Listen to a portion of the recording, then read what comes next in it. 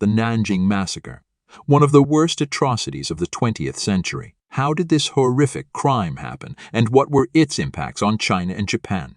Let's find out. The Nanjing Massacre, also known as the Rape of Nanjing, was the brutal killing and raping of hundreds of thousands of people by the Japanese Imperial Army after its capture of Nanjing.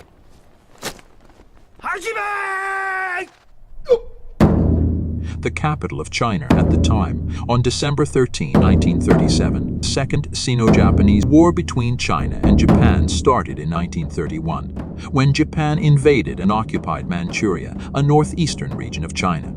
Japan wanted to expand its empire and resources in Asia and saw China as a weak and divided country. In 1937, Japan launched a full-scale invasion of China and quickly advanced towards Nanjing, the seat of the nationalist government, led by Chiang Kai-shek. The Chinese army put up a fierce resistance, but was outnumbered and outgunned by the Japanese.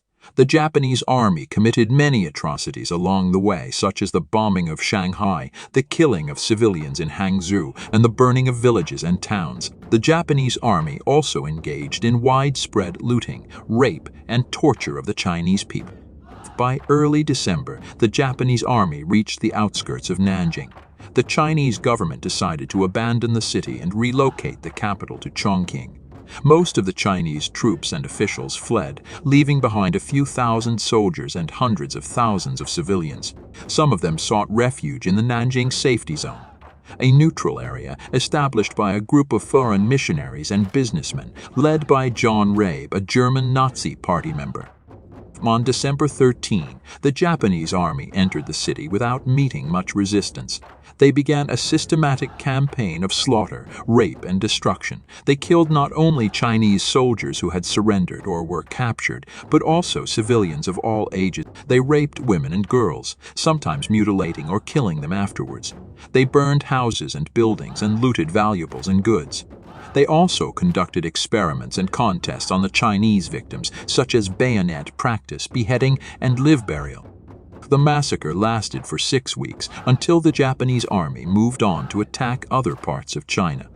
The exact number of casualties is still disputed, but most estimates range from 200,000 to 300,000 deaths and 20,000 to 80,000 rapes. The Nanjing Massacre shocked and outraged the world and was condemned by many countries and organizations.